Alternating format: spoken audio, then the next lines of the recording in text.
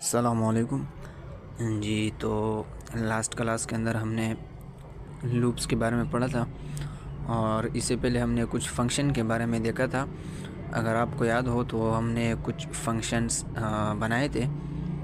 यहाँ पर हमने कुछ फंक्शन बनाए थे। ये मैंने इसे सिंपल यहाँ पे एक फंक्शन बनाया और इसे मैंने कंसोल के अंदर प्रिंट किया है। सही है। सबसे पहले मैंने एक फंक्शन बनाया, उसके अंदर मैंने दो वेरिएबल बनाए ए और बी का। फिर रिटर्न के अंदर ए और बी को मैंने प्लस किए। सही है। यहाँ से मैं कोड को ओपन कर दूँगा तो ये आप देख सकते हैं कि कोड रन हो रहा है। तो सिंपल हमने यहाँ पर अगर मैं लिख दूँ कुछ फंक्शंस और तो ये प्रिंट हो चुका है। अब हम देखेंगे कि हमने फंक्शंस के अंदर क्या किया था और हमने जो फंक्शन पढ़े थे हमने उसे कैसे क्रिएट किया था।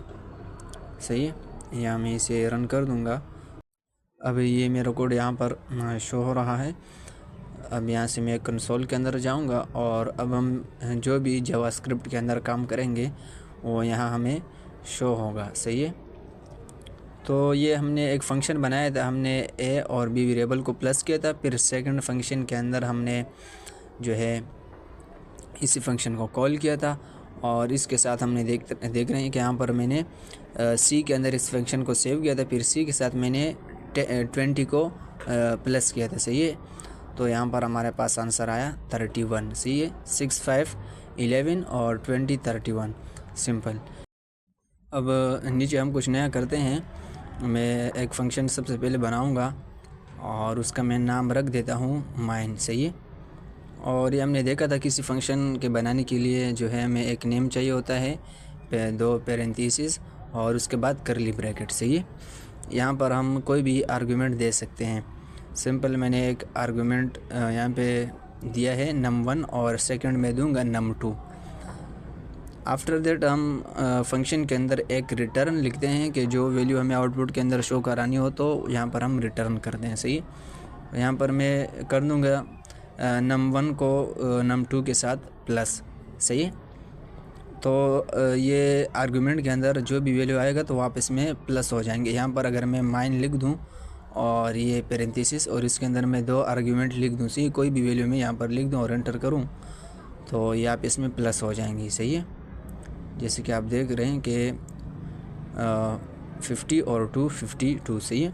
सिंपल दोनों प्लस हो गए। तो इस तरह भी हम जो है फंक्शन बनाकर उसके अंदर आर्गुमेंट दे सकते हैं। एक तरीका तो यह है। दूसरा तरीका ये है कि आप एक फ़ंक्शन बनाएं और उसको दूसरे फंक्शन के अंदर कॉल करें। सही है। सिंपल हम इसे कहते हैं कॉल बैक फंक्शन। अब यहाँ पर मैं सिंपल एक नेम लिखूँगा फंक्शन का आर्गुमेंट के अंदर। सही है। मैं यहाँ पर जो मेन का फंक्शन है इसके आर्गुमेंट के अंदर मैं एक नेम लिख देता हूँ कॉल बैक फंक्शन। सिंपल ये एक फंक्शन का नेम है। अब इस नेम के ऊपर मैं एक फ़ंक्शन बना दूँगा और फिर इस फंक्शन को हम मेन का जो हमने फंक्शन बनाई इसके अंदर हम इसे कॉल करेंगे। सही है। अब यहाँ पर मैं एक फंक्शन यहाँ से मैं इसे कट कर देता हूँ और यहाँ मैं इसे नीचे भी बना सकता हूँ क्योंकि हमने देखा था फंक्शन को हम जहाँ भी बनाएंगे, सही है, चाहे हम नीचे बनाएं या ऊपर बनाएं, ये लाइन वाइज को नहीं देखते फंक्शन में। तो जहाँ भी आप इसे कॉल करेंगे वहाँ पर ये आपको आउटपुट देगा।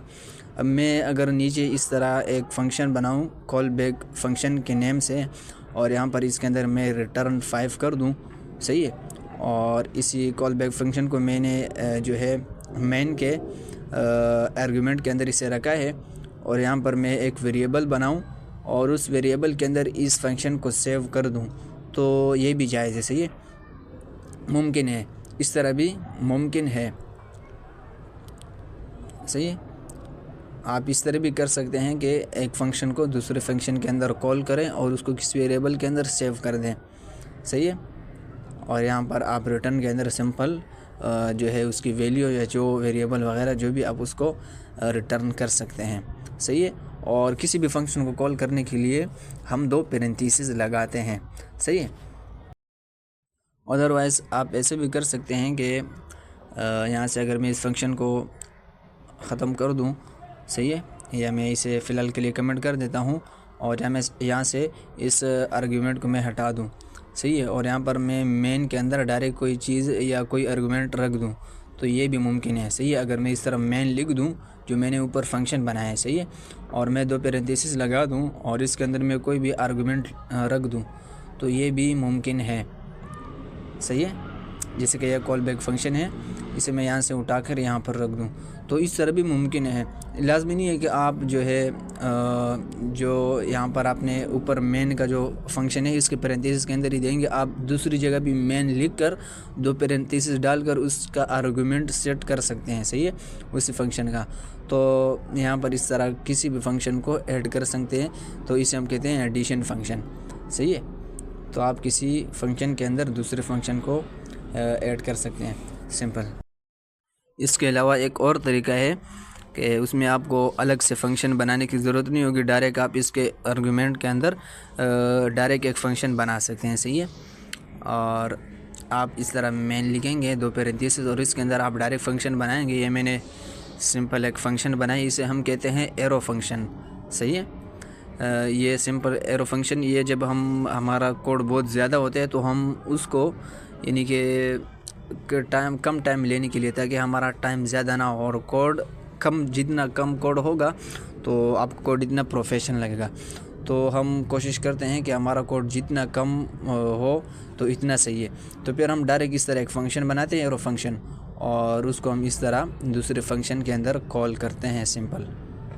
तो आप ऐसा भी कर सकते हैं और इसको मैं इस तरह एक लाइन के अंदर भी लिख सकता हूँ, सही है। अगर हम जैसे कि हमने 1-2 तरीके पहले देखे कि हमने अलग फ़ंक्शन बनाया, फिर उसको हमने एक आर्गुमेंट के अंदर दिया, फिर उसको हमने उस फंक्शन के अंदर किसी वेरिएबल के अंदर हमने सेव किया, तो आपने देखा कितने लाइनों के अंदर एक फ़ंक्शन जो है आया और कितना कोड यानी हमें लिखना पड़ा। तो आप इस तरह वो सारा काम ऐसे एक लाइन के अंदर भी कर सकते हैं, सही है, सिंपल शॉर्टकट। तो ये जो है इसे हम एरो फंक्शन कहते हैं। आज हम इंशाल्लाह थोड़ा स्ट्रिंग मेथड्स के बारे में देखेंगे और थोड़ा इसे कवर करेंगे, सही है। तो सबसे पहले मैं यहाँ एक फ़ाइल बनाऊँगा न्यू क्लास का। सबसे पहले मैं यहाँ जाऊँगा और किसी भी फ़ाइल बनाने के लिए हम उसका नेम लिखते हैं, सही है। और अगर मुझे HTML का फ़ाइल बनाना है तो मैं आखिर में लिखूँगा .html, सही है, और मैं एंटर कर दूँगा .html। ये मेरे पास HTML का फ़ाइल बन चुका है और यहाँ मैं एक जावास्क्रिप्ट का फ़ाइल बनाऊँगा। उसके लिए भी सेम मुझे यही करना है, बट आखिर में मैं सिर्फ .js लगा दूँगा, .js और एंटर, सही है। मैं यहाँ पर ये वाला साइन डालूँगा एंटर, तो मेरे पास कोड बनकर आ जाएगा। और अब मैं यहाँ पर एक h1 का टैग लगाऊँगा और कुछ भी लिख दूँगा ताकि मुझे पता चले कि ये कोड रन हो रहा है, सही है।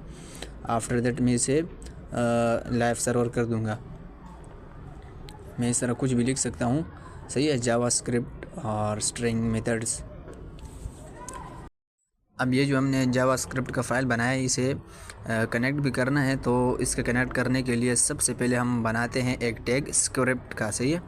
बॉडी के अंदर सबसे एंड में एक टैग बनाएंगे स्क्रिप्ट का और इसके अंदर हम एक एट्रीब्यूट बनाएंगे src, फिर इज इक्वल टू पैरेंथेसिस, और यहाँ पर मैं इसे रिलेटिव पाथ दूंगा ./ और जिस फाइल को मुझे ऐड करना है तो उसका सिंपल नेम लिख दूंगा। अब ये मैंने क्लास 44.js फाइल यहाँ में मैंने कनेक्ट की है और अब मैं जावास्क्रिप्ट के अंदर console.log और इस तरह मैं स्ट्रिंग के अंदर कुछ भी डाटा प्रिंट कर दूंगा और मैं कंसोल को चेक करूंगा कि आया ये हमारा जावास्क्रिप्ट का फ़ाइल कनेक्ट हुआ है या नहीं।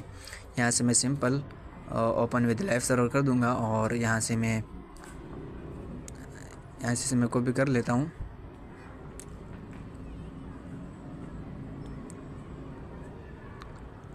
और सिंपल यहाँ मैं इसे पेस्ट करता हूँ और एंटर। ये हमारा कोड जो है रन हो रहा है। यहाँ से मैं इंस्पेक्ट पर क्लिक करके और यहाँ से मैं कंसोल खोलूँगा तो ये आप देख सकते हैं कि जावा फाइल एडिड।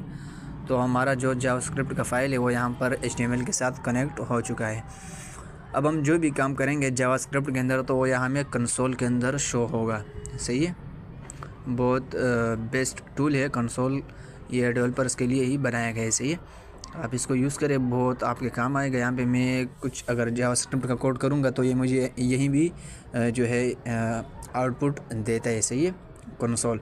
तो यहाँ मैं सबसे पहले एक वेरिएबल बनाऊँगा और इसके अंदर कुछ डेटा लिखूँगा। दिस इज़ आ जावास्क्रिप्ट या कुछ भी मैं लिख सकता हूँ, दिस इज़ अ स्ट्रिंग, सही है। इस तरह मैं कुछ लिखूँगा सिंपल समझाने के लिए। तो मैंने ए का वेरिएबल बनाया है, सही है। और जैसे मैं एंटर कर दूंगा तो ए के अंदर ये डेटा सेव हो जाएगा, सही है, स्ट्रिंग डेटा सेव हो जाएगा। अब मैं ए लिख कर एंटर करूंगा तो ये डेटा सेव हो चुका है। अब जो स्ट्रिंग का सबसे फेमस और सबसे फर्स्ट जो मेथड होता है वो है स्लाइस। अगर मैं ए डॉट स्लाइस 2 पैरेंथेसिस और मैं इसके अंदर कुछ इस तरह लिख दूं 0 और फिर कॉमा और मैं लिख दूं फॉर और एंटर कर दूं, तो ये आपको समझ में आया है कि यहाँ पर क्या हुआ? किसी को समझ में आया है कि यहाँ पर हुआ क्या है? दिस क्यों है? क्योंकि हमने ए के अंदर this is a string save किया था और हमारे पास आउटपुट में सिर्फ दिस आया। इसकी रीज़न क्या है? सिंपल, यहाँ मैं एक जावास्क्रिप्ट के फ़ाइल के अंदर अगेन एक वेरिएबल बनाऊंगा और उसके अंदर मैं कुछ भी लिख दूंगा इस तरह, कंप्यूटर कोर्स। और अब अगर मुझे यहाँ पर सिर्फ कंप्यूटर जो स्ट्रिंग के अंदर लिखा है कंप्यूटर, इसको मुझे सिर्फ यहाँ इस स्ट्रिंग के ए के डेटा से मुझे उठाना है, तो उसके लिए मैं करूँगा ये कि मैं यहाँ लगाऊँगा ए डॉट स्लाइस और मैं स्टार्ट और एंड का जो वो है ना इंडेक्स नंबर, वो मैं लिख दूँगा। तो मेरे पास जो जितना इंडेक्स नंबर मैं लिखूँगा तो वहाँ तक मेरे पास वो जो करेक्टर्स है वो आ जाएंगे, सही है। फर्स्ट नंबर पर मैं स्टार्ट पॉइंट लिखूँगा और सेकंड पर मैं जो है एंड पॉइंट इसका लिख दूँगा, सही है, सिंपल। हम जब स्लैश को यूज़ करते हैं किसी स्ट्रिंग के ऊपर अप्लाई करते हैं तो हम एक स्टार्ट पॉइंट लिखते हैं और एक एंड पॉइंट लिखते हैं, सिंपल। तो हम उसमें डिफ़ाइन करते हैं कि हमें फ़र्स्ट जो है वर्ड से लेकर हमें फ़लाने वर्ड तक जो है ये लफ्ज़ चाहिए, तो सिंपल स्लैश हमें वो उठाकर दे देता है। अब ये मैंने कंप्यूटर कोर्स ये ए के अंदर सेव है, सिंपल। अब अगर मैं ए डॉट स्लैश लिख कर पैरेंथेसिस डालूँ और मैं लिख दूँ यहाँ पर 0, मैं इसको बता रहा हूँ कि इंडेक्स नंबर जो 0 है इससे लेकर से 9 तक जितने भी करैक्टर है वो मेरे जो है मेरे सामने शो हो जाए। 8 तक जितने भी करैक्टर्स है वो मेरे सामने शो हो जाए। तो मैंने एंटर किया, आप देख सकते हैं कि इसने कोर्स को कट करके कंप्यूटर मुझे लाकर दे दिया, सही है। ये 0 से लेकर 8 तक करैक्टर कंप्यूटर, यानी ये कंप्यूटर जो लिखा हुआ है ये तकरीबन 8 करैक्टर्स बन रहे हैं, सही है। तो इसने सिंपल हमें 8 करैक्टर्स उस स्ट्रिंग से उठाकर दे दिए। अब मैं अगर इसके अंदर लिख दूं मिसाल के तौर पर 5 से लेकर 10 तक, तो ये मुझे 5 करैक्टर नंबर 5 से लेकर 10 तक जितने करैक्टर्स होंगे वो मुझे उठा कर दे देगा, सिंपल। तो यहाँ मैंने कंप्यूटर कोर्स के अंदर इस तरह स्पेस दिया है, सही है। और अगर मैं यहाँ पर लिख दूँ 0 और कोमा, आफ्टर दैट मैं लिख दूँ 7, तो आप देख सकते हैं कि मेरे सामने आया कंप्यूटर। इस तरह मैं अगर फिर लिख दूँ 0 कोमा और 10 लिख दूँ, फिर भी मेरे पास कंप्यूटर आया, कोर्स नहीं आया, सही है।